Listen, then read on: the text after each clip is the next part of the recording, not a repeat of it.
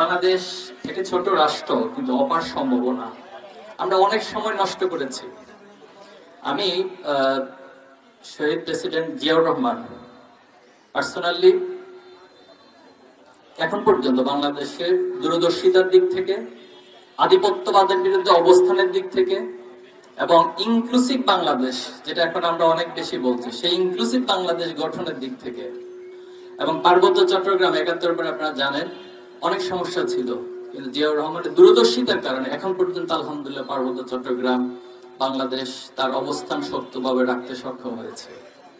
পাশাপাশি ৭১-এর পরে পার্শ্ববর্তী রাষ্ট্রের পরিকল্পনার মাধ্যমে ইসলামকে মুছে দেওয়ার যে একটা গভীরতম নীল নকশা, সেটাও মিশিয়ে দিয়েছেন শহীদ প্রেসিডেন্ট জিয়াউর রহমান।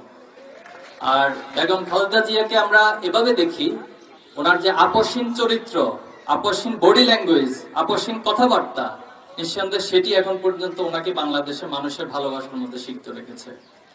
আমরা চাই আগামী দিনে ছাত্র শিবির, ছাত্র দল, অপরাপর যারা এই ফ্যাসিবাদ বিরোধী আন্দোলনে ভূমিকা রেখেছে, তারা ঐক্যবদ্ধ হবে, বাংলাদেশকে এগিয়ে নিব।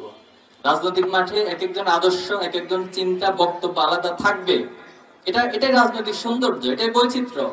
কিন্তু দিন শেষে দেশটা আমার, আপনাদের, আমাদের সকলের। আমরা সবার বাংলাদেশ সম্মিলিত প্রচেষ্টার মধ্যে দিয়ে গড়ে তুলব ইনশাআল্লাহ। আপনাদেরকে আবারও মোবারক জানিয়ে সুন্দর আয়োজনের জন্য, আমাকে কথা বলার সুযোগ দেওয়ার জন্য কর্তৃপক্ষকে কৃতজ্ঞতা এবং ধন্যবাদ জানিয়ে কথা শেষ করছি। আসসালামু আলাইকুম।